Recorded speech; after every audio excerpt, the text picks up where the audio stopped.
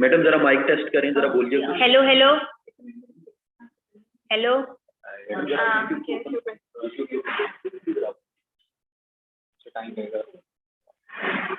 ये वाला शेयर करना चाहिए, inviting you to room meeting.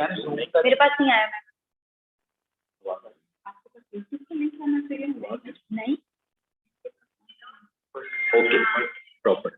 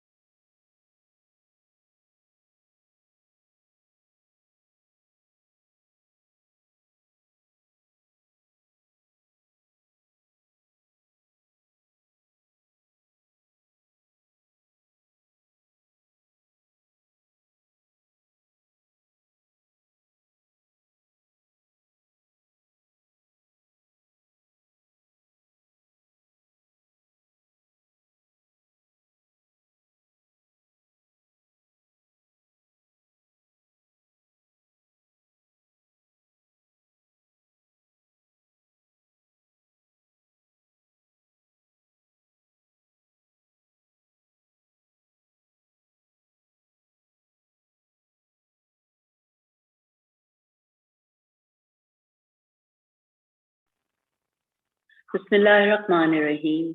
I, Mrs. Fawzia Sal from Army Public School and College, Gujranwala, Kent, welcome you all in today's webinar organized by senior students of APS on Human Rights Day. Human rights are the rights you have simply because you are human. A right is a freedom of some kind. It is something to which you are entitled by virtue of being human. Human rights are based on the principle of respect for the individual. Their fundamental assumption is that each person is a moral and rational being who deserves to be treated with dignity. Human rights are the rights to which everyone is entitled, no matter who they are or where they live, simply because they are alive. Yet, many people, when asked to name their rights, will list only freedom of speech and belief, and perhaps one or two others. There is no question these are very important rights, but the full scope of human rights is very broad. They mean the freedom to obtain a job, adopt a career, select a partner of one's choice, and raise children. They include the right to travel widely and the right to work gainfully without harassment, abuse, and threat of arbitrary dismissal. They even embrace the right to layer. Spreading human rights awareness among common people is vital for creating a culture of human rights. Unless people are aware about their human rights, they cannot protect their rights or seek redressal when it is violated. The farewell sermon, Khutbah Hajjatul Wada of Prophet Muhammad sallallahu alaihi wasallam, is a complete and comprehensive charter of human rights. All the prophets were prescribed by Allah Almighty to safeguard human rights. The matter is how to act upon the articles of sermon. The strongest vanguard is our youth. We need the energetic efforts of our youth to bolster up such an ethos in our society. Thank you. Now let's formally start our today's session. Over to Ms. Hira.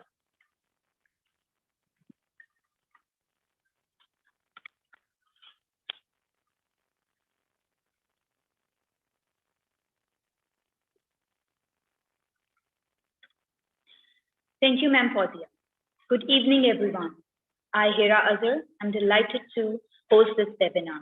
10th of December, the World Human Rights Day, reminds us of our power to stop any injustice or abuse by any authority.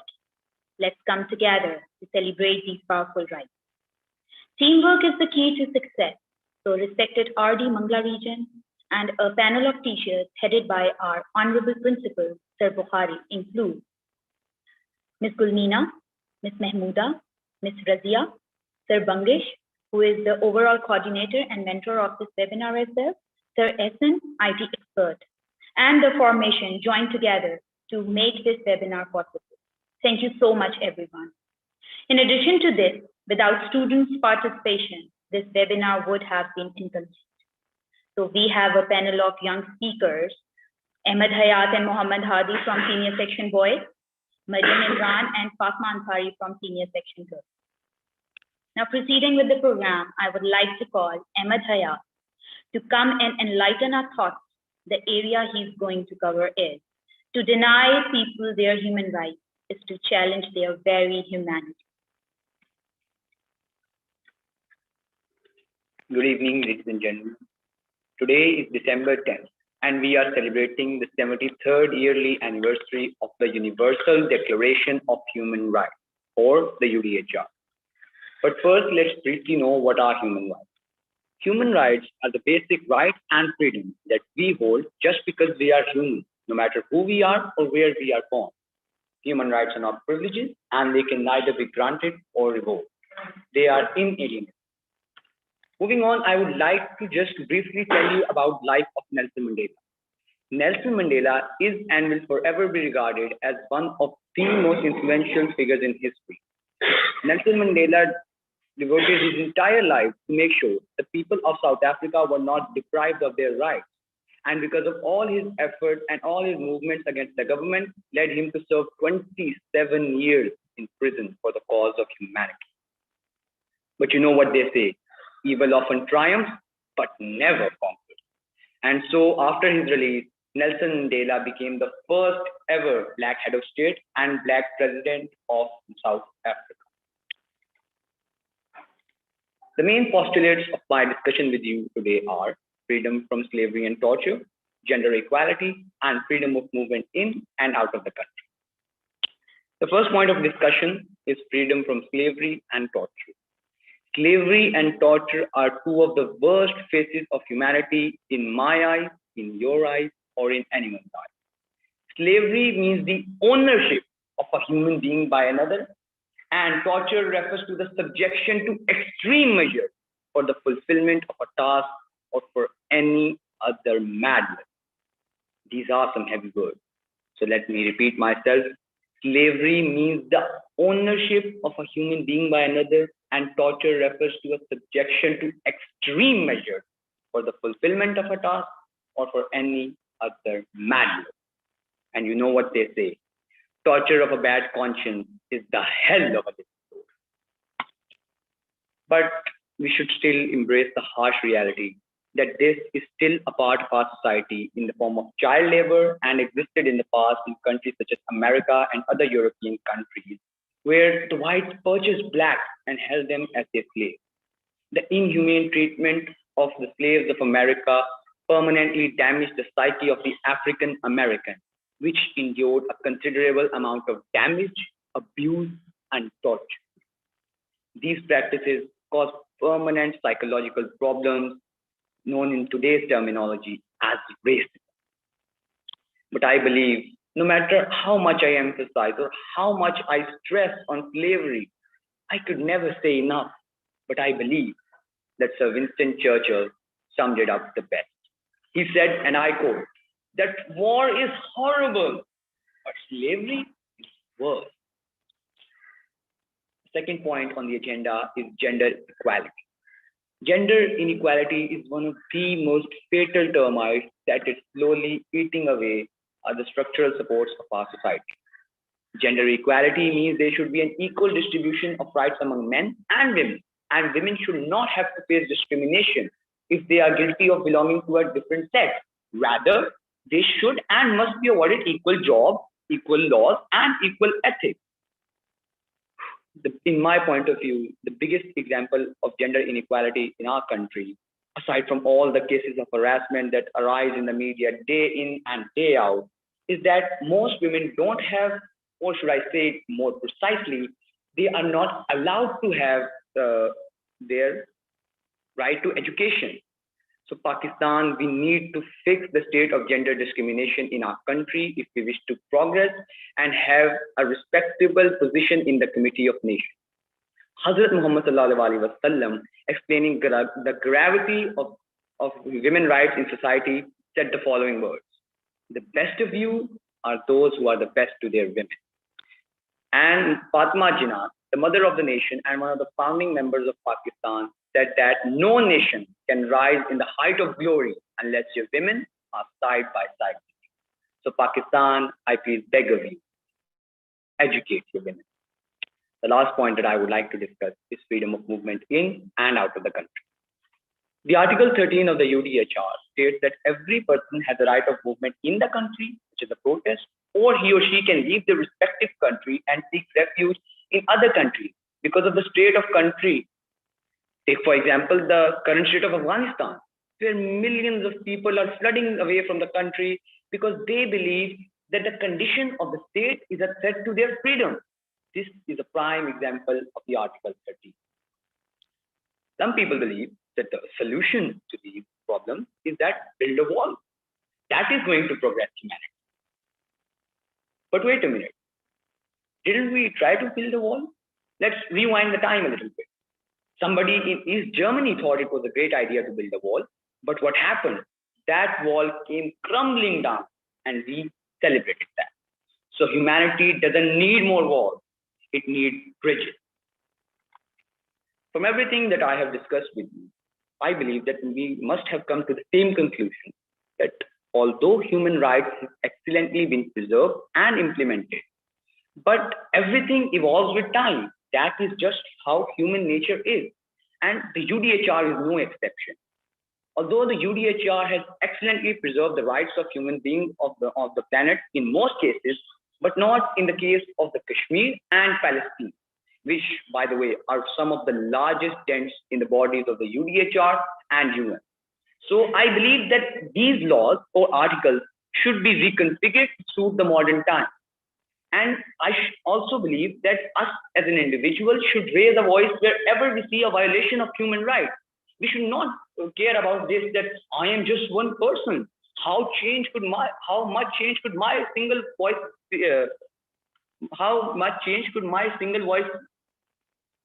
bring? So I would like to end out with the saying of George S. Patton Jr. A pint of sweat will save a gallon of blood. That is all from my side.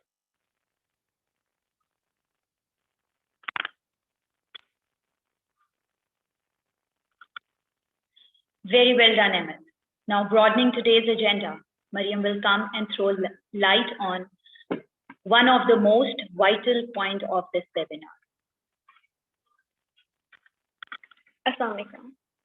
My name is Mariam Imran, and today I'm truly honored and delighted to have been given this opportunity to add more to this topic of human rights under discussion. Today, my topic of enlightenment is going to be about the right to education. First of all, I'd like to recap of what human rights are. Human rights are the basic and fundamental rights inherent by all human beings, regardless of anything they contain or any status that they occupy, like their race, their religion, or their gender, and much more. Then, if we talk about these rights in general, then these rights were not upheld in the past. Thus, there was a fundamental need to bring these rights of every human to light, so that whether it be Muslims, whether it be Hindus, whether it be Black, white, poor, rich, etc., could all be treated equally. Thus, for this very reason, the Universal Declaration of Human Rights was the very first article adopted by the General Assembly of the United Nations on the 10th of December, 1948. And this was the first legal document which set out the human rights which were to be universally protected. Okay. Then we're going to talk about Article 26 of the UDHR. Article 26 of the UDHR states about the right of every human towards the access of education. This article also affirms that education is a fundamental right of every human being in the world. Then we're going to further talk about the inclusion of this universal right of every human to education in the Constitution of Pakistan, 1973.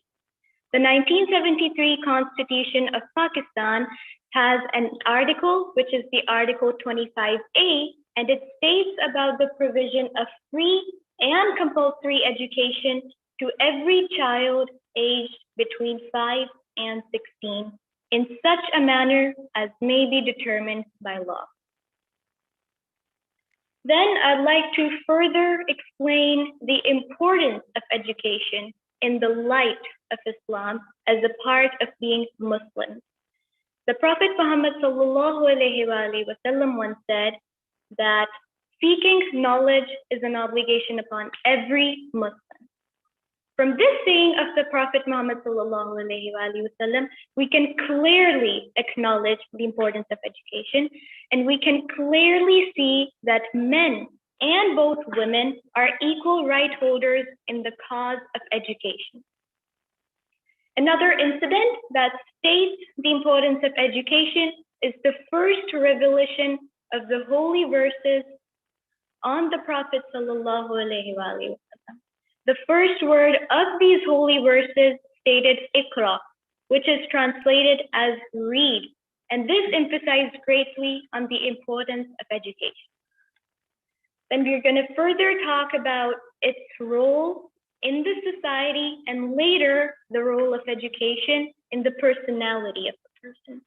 If we talk about its role in the society, then in my opinion, its role in the society is very essential.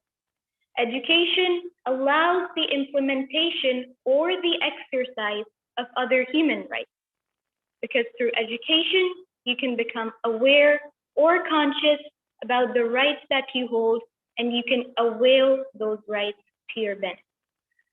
Other than that, education polishes a society and makes the society progressive and peaceful, definitely. Then we're going to talk about its role in the personality of a person. If we talk about its role in the personality, then it's quite obvious that education converts a person's blunt personality into an assertive one. And because why? Why is that reason? Because education brings the best out of a person.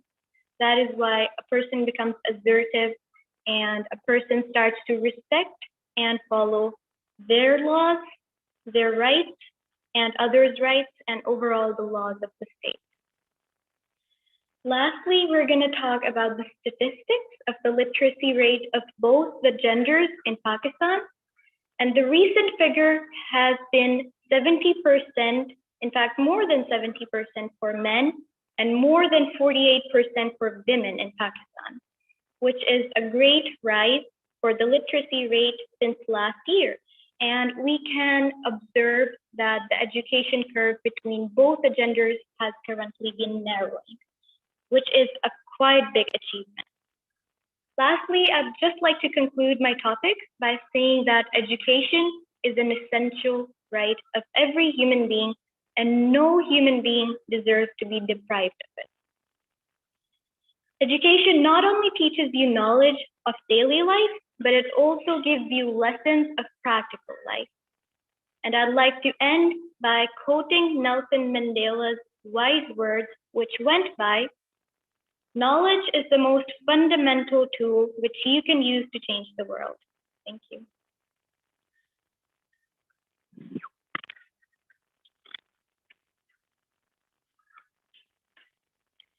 Very impressive. Freedom of belief and religion is another very important area, which is going to be covered by Muhammad Hadi.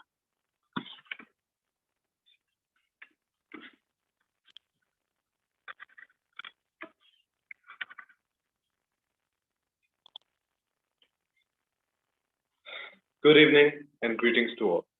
I am Muhammad Hadi from class 9th, and I would like to add my part in this webinar by saying, एक ही सफ में खड़े हो गए महमूद और याद, ना कोई बंदा रहा, ना बंदा Nawaz.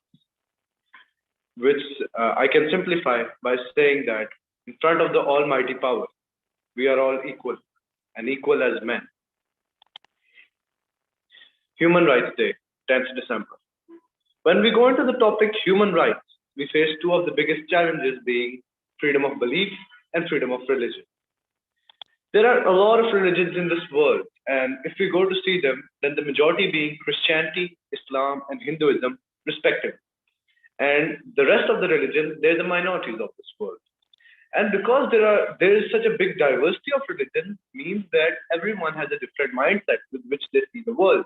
As being a Muslim, I have a different mindset with which I see the world compared to a Christian who may have a different mindset when he sees the world compared to a Hindu who may have a different mindset when he sees the world.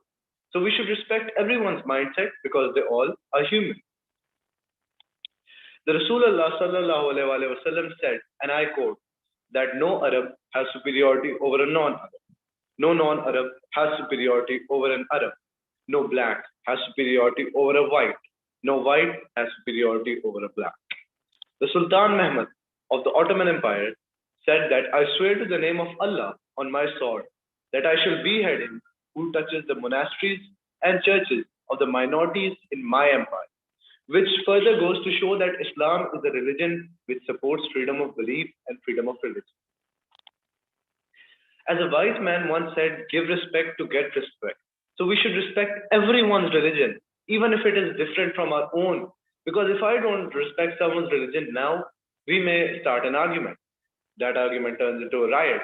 That riot turns into a fight. This fight may turn into a large-scale war, which will be not healthy for the people with us, for our country, for our world. And we should respect all religions. And if your religion does not teach you love, regard, and respect for others, it cannot be the religion of humanity. It is not teaching you the three basic human rights. And at the end, you argue that my religion is perfect, even though it does not teach these. How is your religion perfect when it's not teaching the three basic human rights?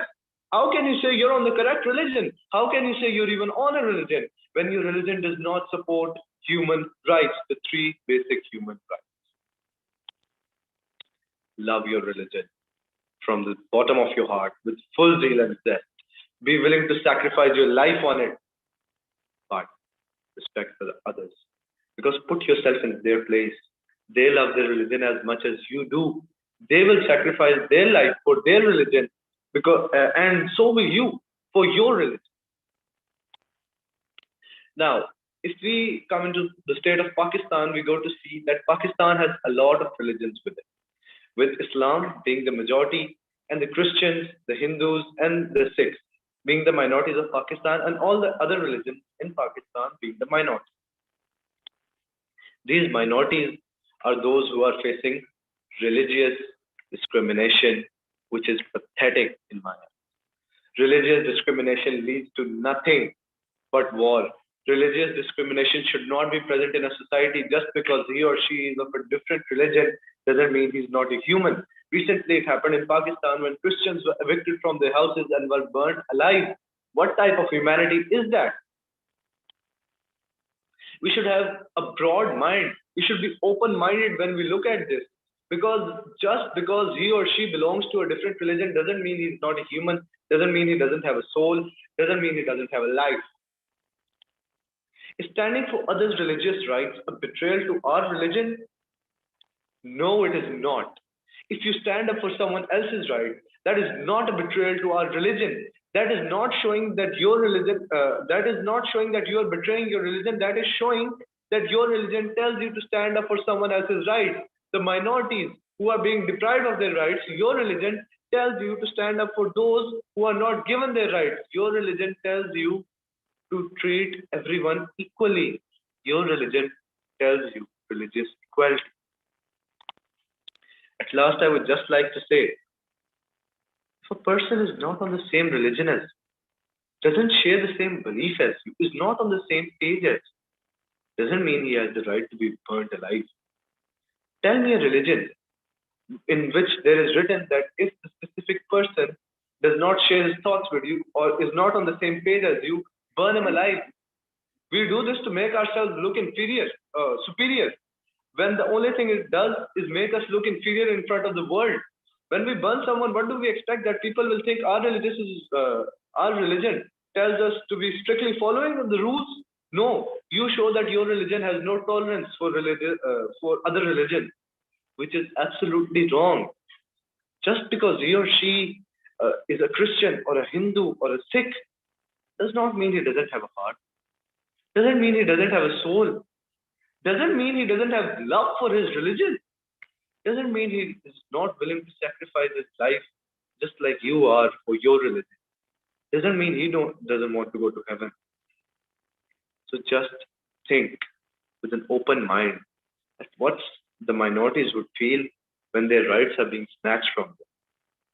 As a wise man once said, never talk about religion and politics, as you should end up in no conclusion, but only in confusion. So please, if someone is just of a different religion, doesn't mean they're not you. Treat them equally. Thank you.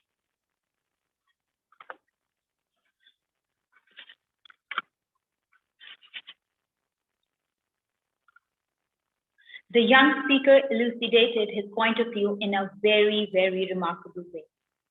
It is a matter of pride that today's youth insight has been awoken. Injustice anywhere is a threat to justice everywhere. Let's see what the young lady Fatma Ansari has to speak about. Bismillahirrahmanirrahim. Adding on to the very healthy conversation that we've been having, I'd like to add in my 2 cents. Number one, injustice anywhere is a threat to justice everywhere. I'll start off by telling what is justice. So I believe that as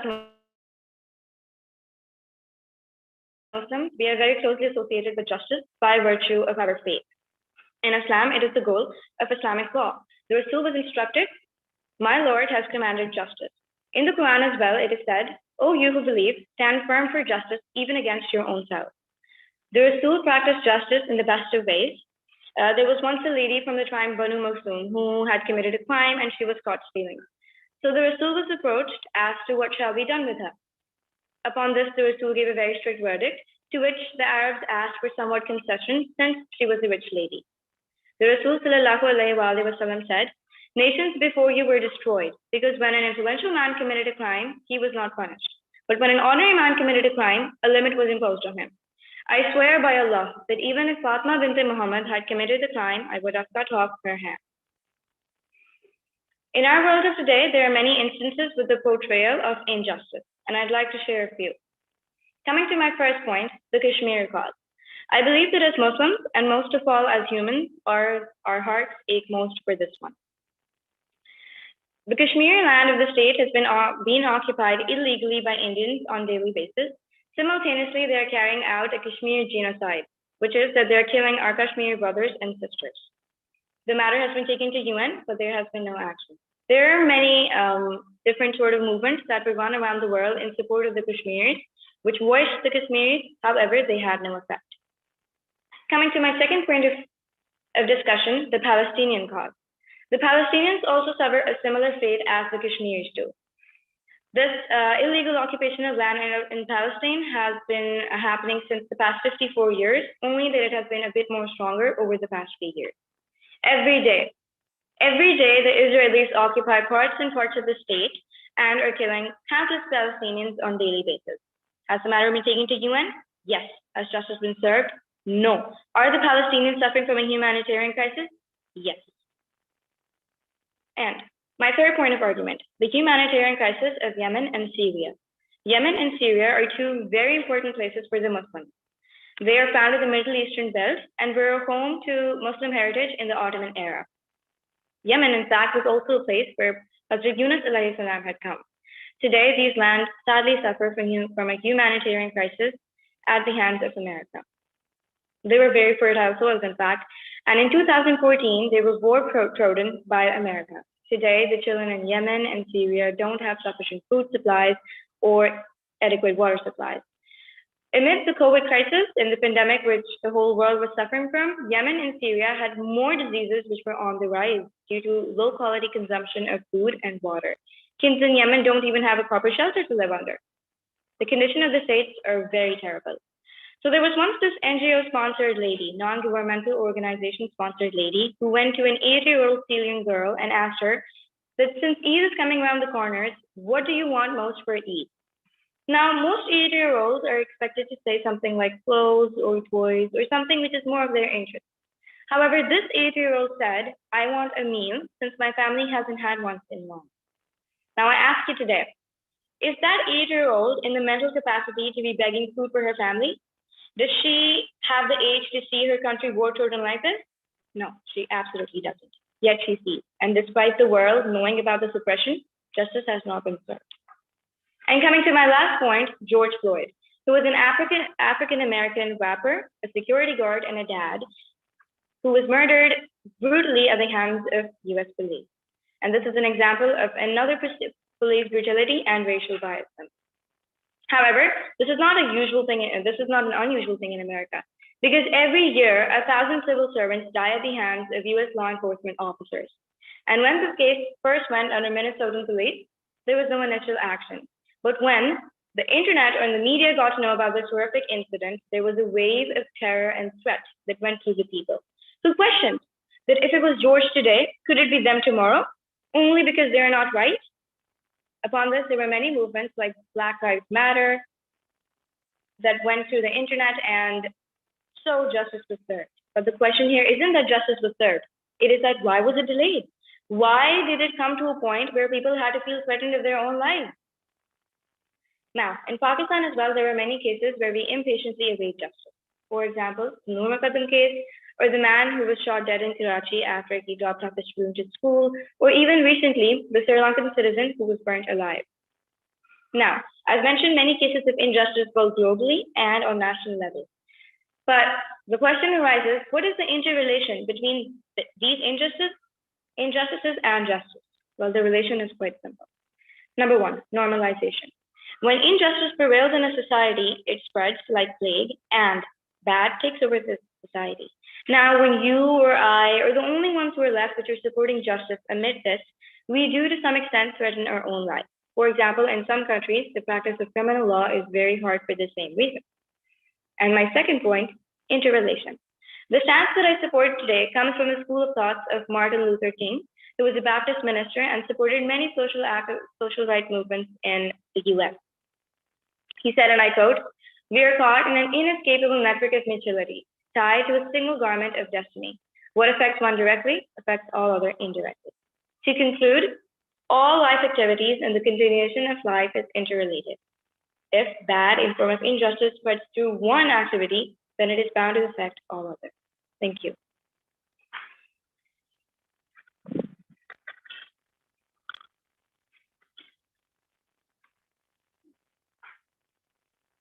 Fatma, we hope to have justice everywhere and for everyone without discrimination, inshallah.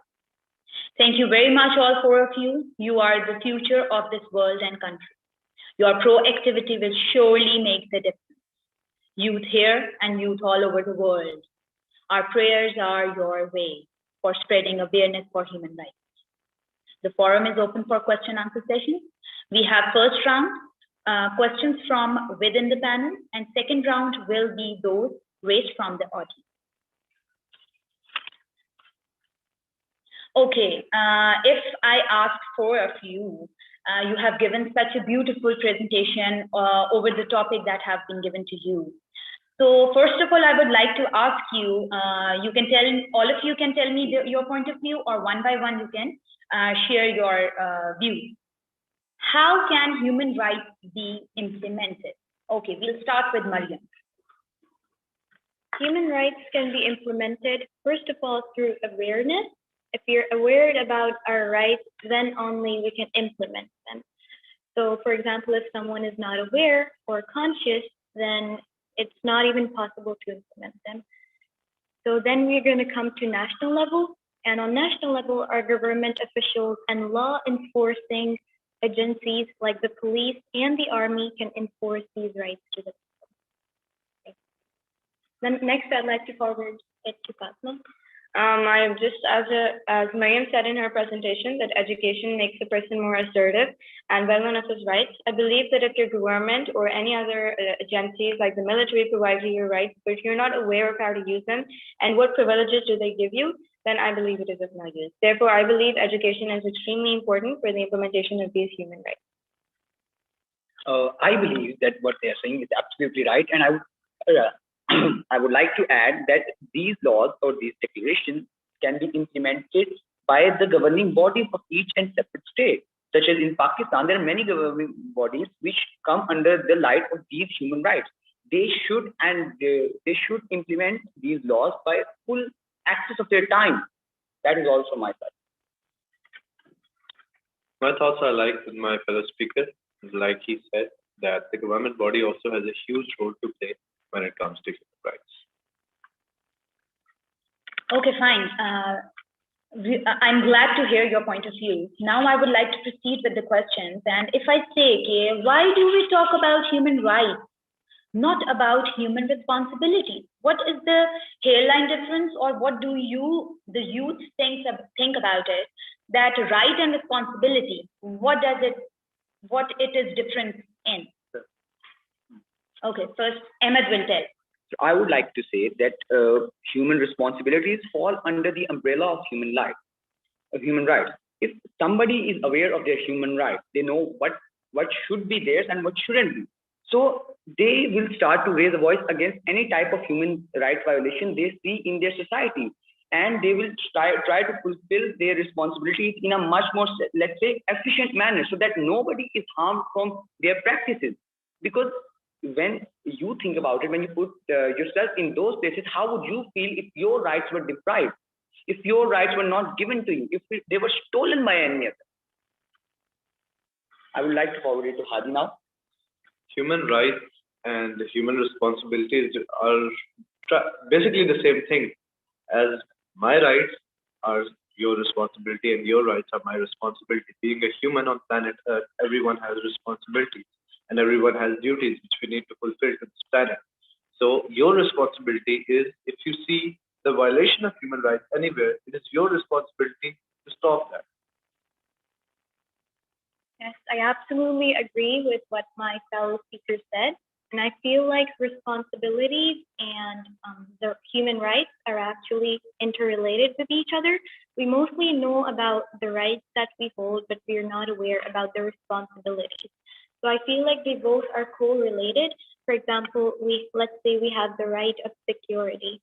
Then if we want ourselves to avail this right of security, then we actually need to make others feel secure so that this right can be actually implemented by others to us as well. Thank you. Okay, if I say that responsibility is a more subtle word and right would be more authoritative, because responsibility, the person feels responsible, will fulfill it very dutifully and religiously. So that is how we should take our responsibilities, because our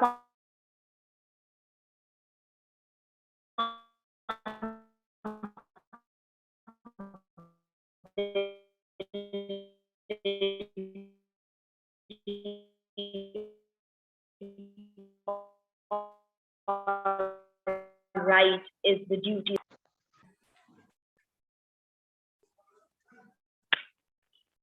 I think that human rights can be promoted in the best possible way through campaigns, which can be done through both governmental organizations or through non-governmental organizations like NGOs.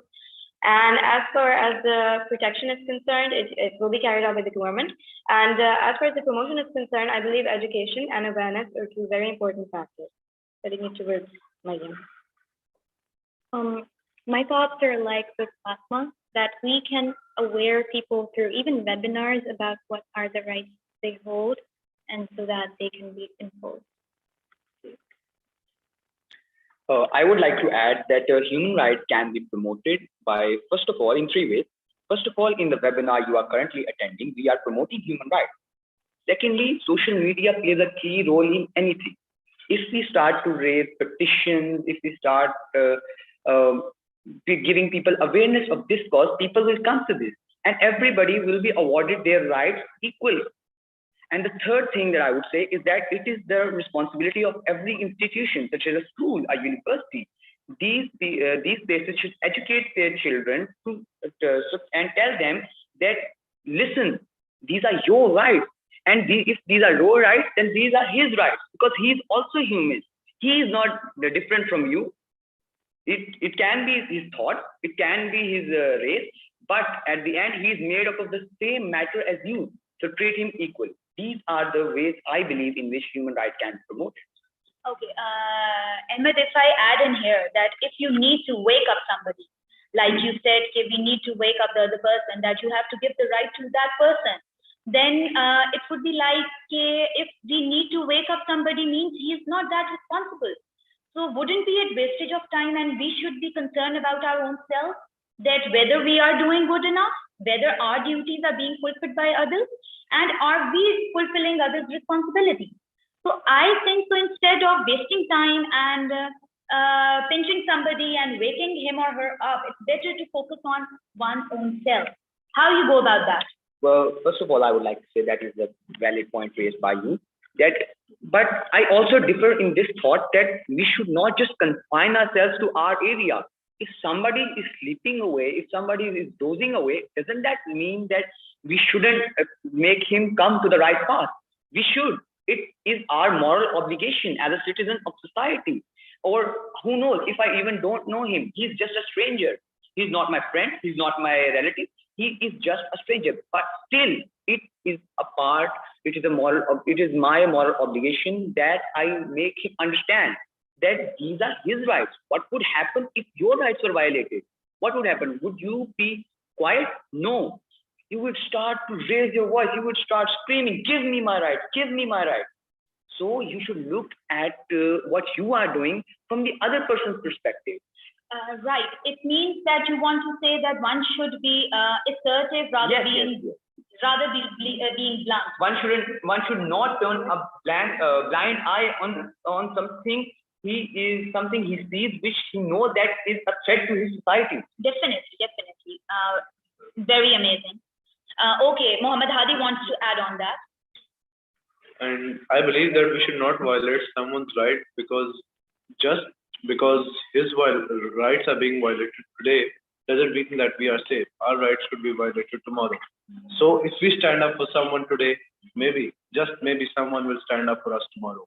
But surely if you don't stand up for someone's right today, then no one is going to stand up for your right tomorrow. You mean to say there's an interrelation between everything? I couldn't have said it better myself.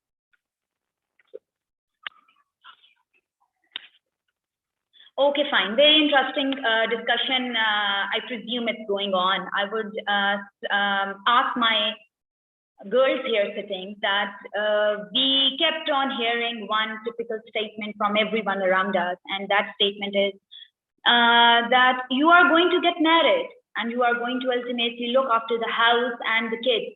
Then what's the point of getting education? Then I would like to ask Mariam and Fatima that how they go about that and how will make my point of view or my point of concern satisfied. That is it so, or is it wastage of time to get education? Okay. First of all, I'd like to say that Iqra bismi rabbika alladhi khalaq, which is the first verse of the Holy Quran, actually means that read in the name of thy Lord who created. So here, our gender is not specified. So women need to get education, and this is emphasized many times by the Prophet sallallahu alaihi wasallam as well. And other than that, if I talk about how a mother is responsible for the personality and the mind development of every child.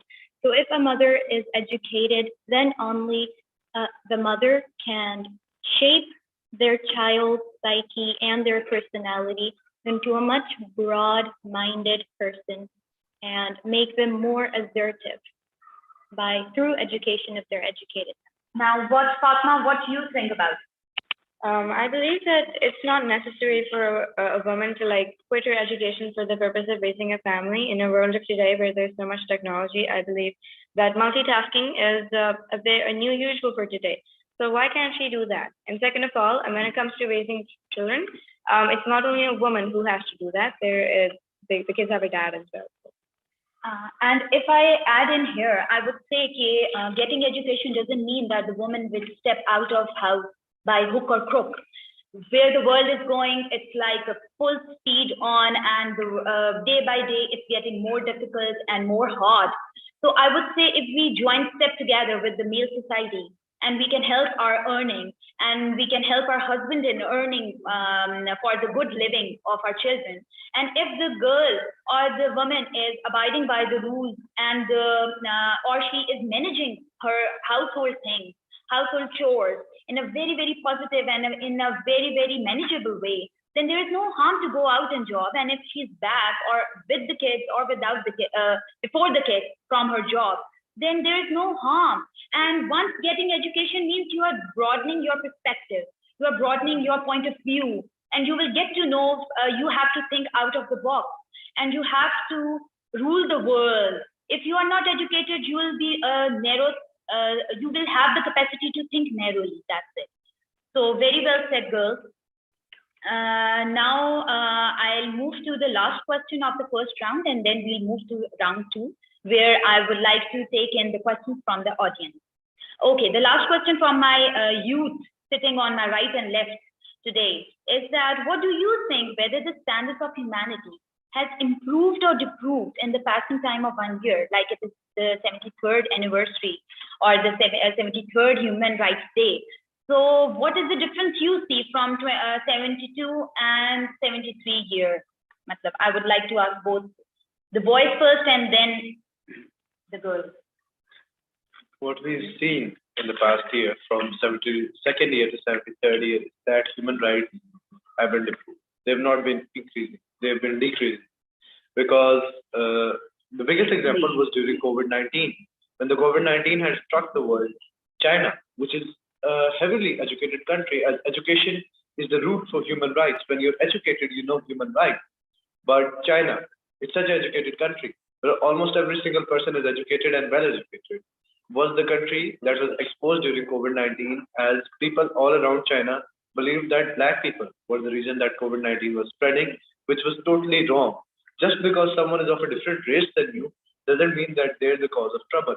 It also happened in India, where the term, the Eid festival that Muslims were holding, they termed that it was the reason for the spread of COVID in India. Now, what is this, terming different religious or different races to be the cause of a major problem? That's not the solution. When there is a problem, humanity has always solved it when we come close together, not go farther apart. Excellent and valid points raised by Hadi. I would like to add that just highlighting that in the past 1 year is not good enough. The Universal Declaration of Human Rights, as I previously mentioned, was decided in 1948. That was a long time ago. And if we look at the current state of world, looking at that document, implementing that document in this world, the condition of the world should have been to the roof, through the roof, I would say, at this point. But when you look at Kashmir, when you look at Palestine, when you look at Syria and Iraq, you see that every year the condition of those states is deteriorating at I'd say a pathetic level. And when there is the talk of Israel is supported by USA, is supported by all the superpowers of the world. But nobody talks about the Kashmir, nobody talks about Kashmiris, nobody talks about Palestine. Because why? Because they are Muslims. Because I believe that the reason why these rights have deprived is that we have confined ourselves to that only Christians deserve this right and Muslims are nobody to hold these rights. That is what I would like. Very well done. Very well done. Okay, proceeding to round two. Now, audience are starting and have started to participate. So, first question is from Fauziya Afzal. She says she wants to ask the panel here that what other basic rights you think our women are deprived of? Now, one by one, I'll ask 4 of the kids sitting around me. Please, Mariam, first you. Interrelated to my topic, I think that women in different sects of Pakistan are deprived of education.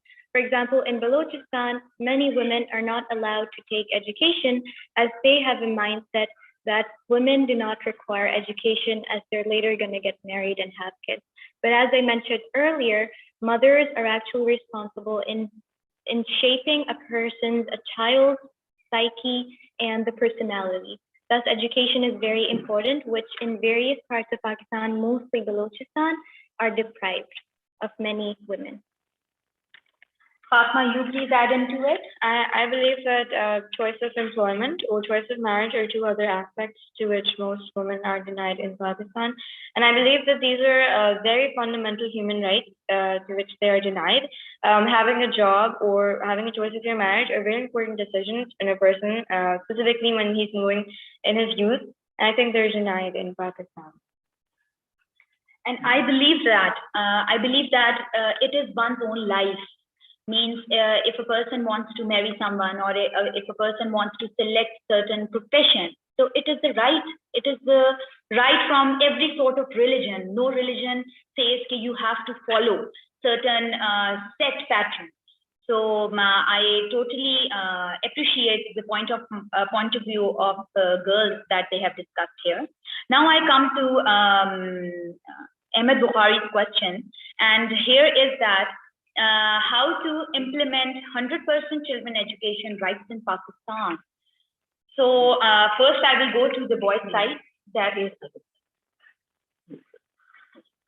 Now, before going to the next question here, I would like to add that women in our society, they are not even given a right to keep property in their name or even to do business or trade. So it is very, very alarming that they are deprived of these very basic rights. And if I say we need certain back of male, so I would say if the male is required, so we need to look into it and we need to say that we are also human beings. Even this gender inequality is that even discrimination in food, in education, maybe the male child, he is preferred to given a chance to join any higher university or institute, but the girls are not.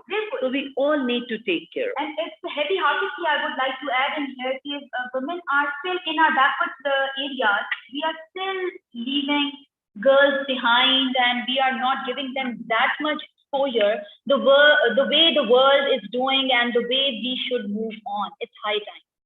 So now, boys would like to add in here.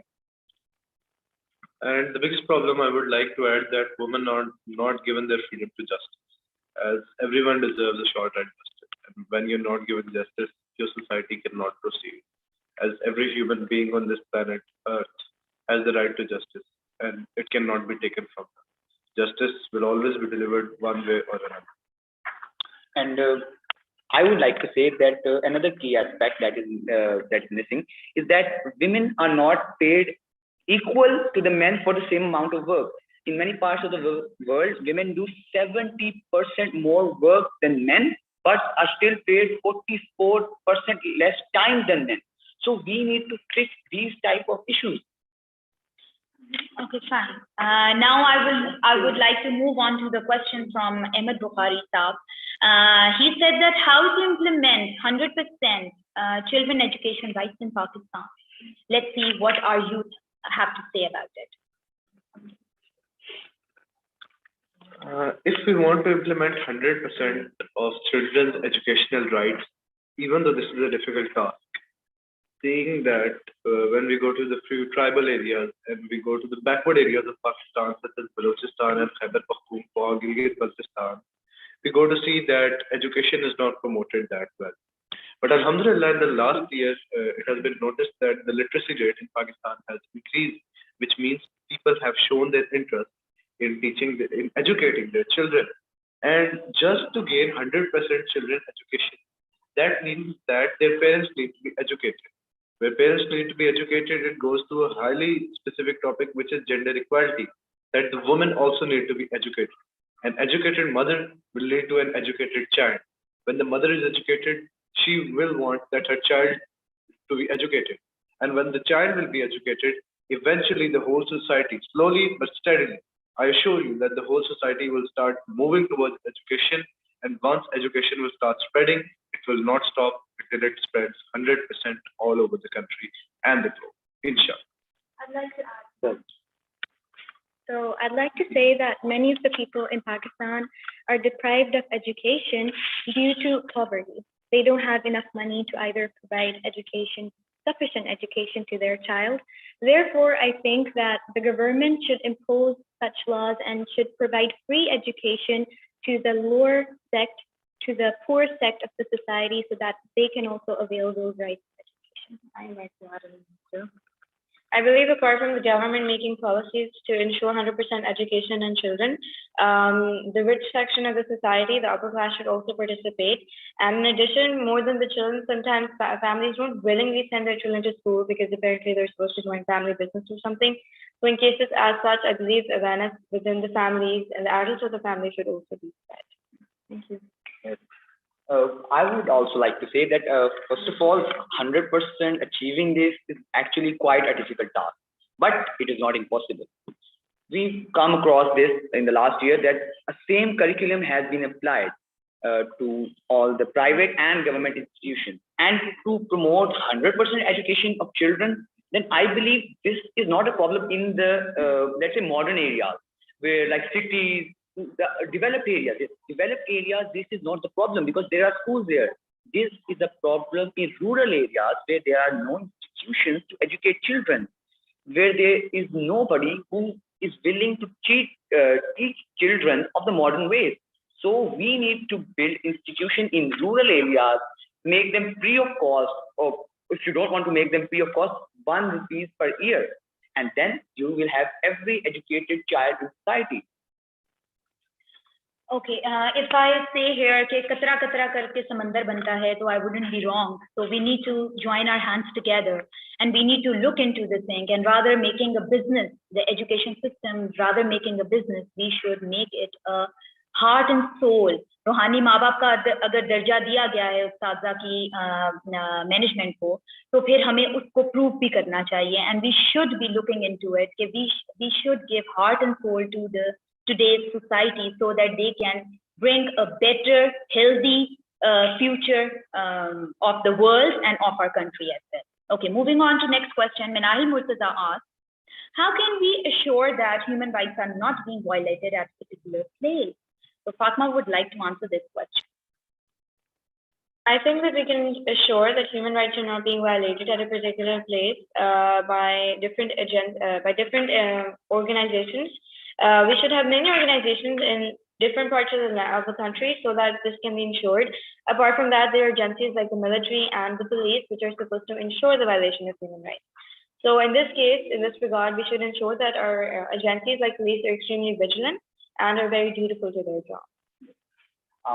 Ahmed wants to add in here. I would like to add that to ensure that human rights are not violated at a particular place, there are actually 3 steps. First of all, at an individual level, as I previously explained, one individual must take a stand against the violation of human rights at any particular place. But the question also arises that how stubborn our society is. People don't listen to each other. So what should be the next step in that? Next step should be taken it to an institute. There are many institutes in Pakistan which are responsible to ensure that human rights are provided equally to every person. So the second step that should be ours, that we should take them to the institution. Then it is the responsibility of the institutions to look after the welfare of that particular place. But when this problem becomes a whole nation's problem, a termite spreads throughout the nation, a cancer, then we should take it to the UN, the United Nations, because the United Nations has a Security Council which has the authority to deploy NATO to a place where the human rights are being violated, where it is not suitable for people to live. Thank you. Okay, Mohammed Hadi wants to add. I'd like to add in this healthy conversation, I mentioned it before and I'll mention it again. Education, education, education. Education is the root of a society. When people will be educated, there will be less violation of human rights. Because when a man is educated, he knows what's wrong and what's right. Not only a man, when a man, a woman, every person in this society will be educated, they'll know what's right and what's wrong. They'll know what not to do and what to do. They'll know to act when they see a violation of human rights. So society will prosper. Yes. Society will grow, development will be there. It will be a prosperous society. Due to education. Yes, just due to education. That highlights the importance of education and the gravity of education. I would say here that positive and negative is everywhere. It is the choice that we make or any other person makes, whether he has to join the positive group or he has to join the negative group. So Minahil, we cannot give 100% clarity or purity of anything. So we need to be the one who makes the difference.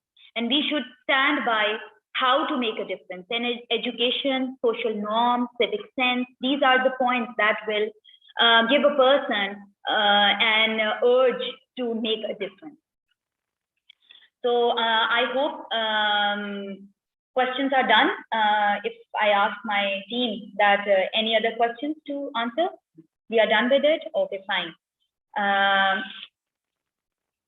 Concluding this webinar feels so encouraging that today's child is lighting up the way in right direction. Selfish approach is diminishing and provision of human rights are on the uprise, regardless of global boundaries, racial groups, religious discrimination, and many, many, many more. Psychologically, educationally, spiritually, emotionally, morally, and ethically. It is our responsibility to fulfill our duty because our duty is the right of other person around us. We have to say big no to injustice and inhumane behavior, because continuation and progression of life are all interrelated. When injustice spreads through one activity, it's bound to affect all others.